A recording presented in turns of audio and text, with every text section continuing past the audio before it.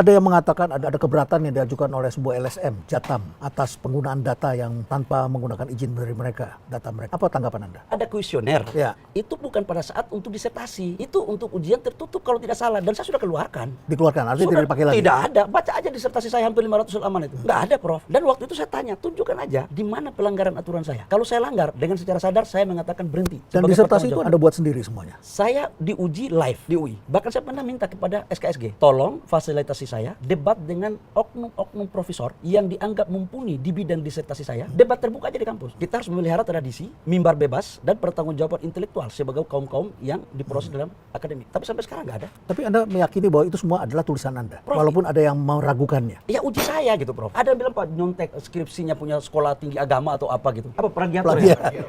Aku bingung, bagaimana mungkin? Ini kan saya melakukan hilirisasi. Makanya dulu, saya kembali kepada disertasi saya, Prof. Ya. Disertasi saya itu, Prof, tidak bermaksud mengatakan bahwa hebat. Enggak, Prof. Dengan segala hormat saya mohon maaf. Tapi itu sekarang sudah dipakai kebijakan negara. Pertanyaan pertama, kelembagaan. Prof, dulu masih ada nggak menteri yang membidang hilirisasi? Dulu nggak ada. Prof tahu sejarah Kementerian Investasi dan Hilirisasi? Ketika BKPM jadi Menteri Investasi di tahun 2021, maka saya sudah membuat namanya Deputi Hilirisasi. Di saat semua dirjen-dirjen, deputi-deputi di kementerian belum ada hilirisasi. Karena saya sudah berpikir bahwa harus ada kelembagaan yang mengatur. Lahirlah tentang kelembagaan yang namanya Menteri Investasi Hilirisasi. Waktu itu saya ajukan konsep kepada Bapak Presiden Prabowo. Pak, ini konsep disertasi saya. Yang kedua, tata kelola. Saya katakan, Pak, sumber daya alam kita ini dikuasai oleh 4 kementerian. ESDM, Perikanan, Kehutanan, dan Pertanian. Itu di bidang sumber daya alam. Sumber daya hilirisasi itu kan bahan bakunya sumber daya alam. Saya katakan, Pak, bahan mentah dari komoditi.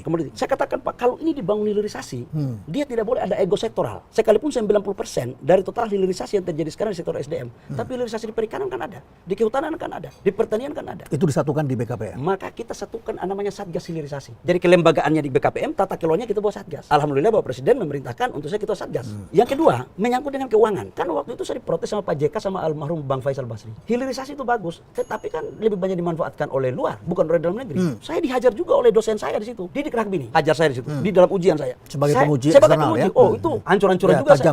Jadi kecap saya di situ, Pak. Dan 4 kali loh, Pak, saya diuji oleh Pak Didik Rahbini itu. Dari ujian tertutup, seminar maupun ujian terbuka. Saya ditanyain begini, apa pendapat saudara ketika hilirisasi yang saudara mahasiswa buat, tapi dalam perspektif yang lain oleh Pak JK maupun Faisal Basri mengatakan bahwa itu hanya menguntungkan pihak asing. Di mana merah putih Anda? Saya katakan begini, benar itu. Saya juga pingin semua nilai tambah itu ada dalam negeri. Tetapi perbankan nasional kita tidak membiayai hilirisasi. Jadi begitu terjadi, proses sudah selesai, dia jual, pasti dia bayar bunga dan pokok dulu dong di luar. 60% itu, 40% baru balik ke nasional.